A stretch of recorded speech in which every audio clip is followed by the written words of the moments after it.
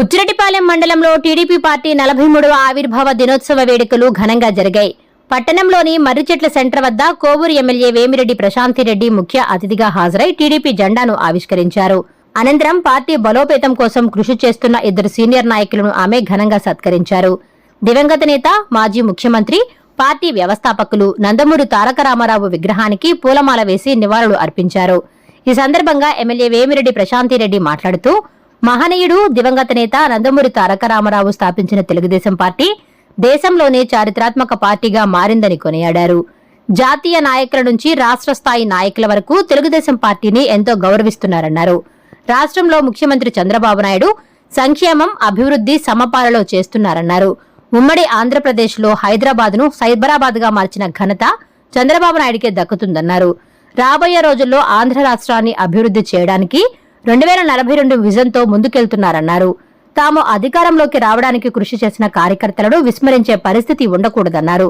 నమ్ముకున్న నాయకులను, కార్యకర్తలకు తాము ఎప్పుడూ అండగా ఉంటామన్నారు. పార్టీ నాయకులు, కార్యకర్తలు అపోహలను వీడాలని ఆమె కోరారు. ఎవరికి అన్యాయం జరిగినా చూస్తూ ఊరుకోమని హెచ్చరించారు.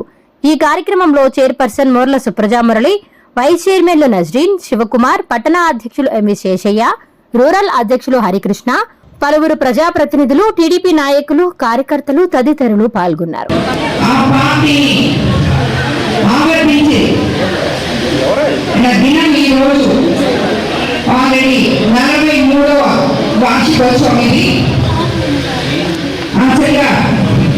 తెలుగుదేశం పార్టీ భారత రాజకీయాల్లోని చారిత్రాత్మకమైన దినం అని చెప్పుకోవాలి మనం అందరం కూడా.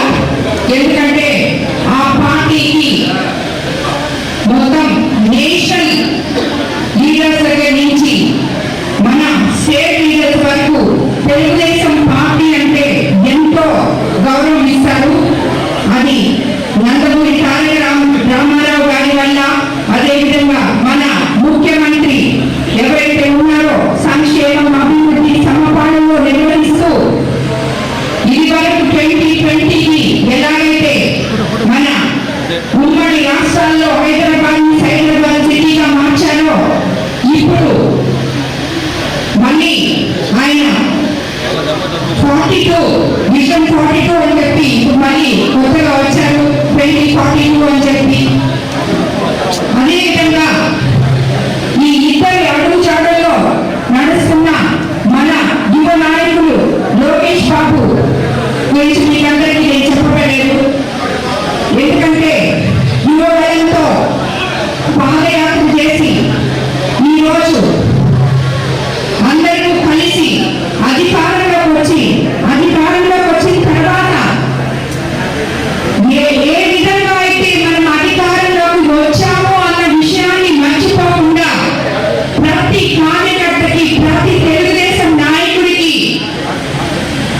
న్యాయం చేస్తున్నారో వాళ్ళందరికీ కూడా మనం ఈ పార్టీ ఆవిర్భావ దినోత్సవం సందర్భంగా ధన్యవాదాలు తెలుపుకోవాలి. ఎందుకంటే కార్యకర్తల్ని మర్చిపోలేదు అని మనం అనుకోవడానికి ఈరోజు పార్టీ మనం అధికారాన్ని తిరిగిన కార్యకర్త గురించి, బాగోగుల గురించి ఆలోచిస్తాడో ఆ నాయకుడిని ఏ రోజుకి కూడా ఆ కార్యకర్త కానీ, ఆ జనం కానీ గుండెల్లో గుడి కట్టుకొని ఆనందిస్తారు, పూజిస్తారు. ఒకవేళ ఈ రోజు కాకపోవచ్చు, ఒక రోజు తప్పిదం అవ్వచ్చు, ఎందుకంటే ఇవన్నీ ఎలక్షన్లో సహజం. కానీ ఎప్పుడు కూడా ఆ కార్యకర్తలు, ఆ నాయకుల్ని మర్చిపోరు. ఆ మాదిరే ఈసారి మనల్ని కార్యకర్తలు గుర్తు పెట్టుకొని ఇంత అత్యంత భారీ మెజారిటీతో తెలుగుదేశం పార్టీని అధికారంలో తీసుకొచ్చారు కార్యకర్తలు అందరూ కూడా. కాబట్టి తెలుగుదేశం కార్యకర్తలకు అందరికీ కూడా పేరు పేరున శిరస్సు నుంచి నమస్కరిస్తున్నాను. మీ అందరి వల్ల నేను కూడా అత్యంత మెజారిటీతో నన్ను ఎమ్మెల్యేగా ఎన్నుకోవడం జరిగింది. ఏ కార్యకర్త కష్టమో బొమ్ము కాదు అని మీకు మాటిస్తున్నాను.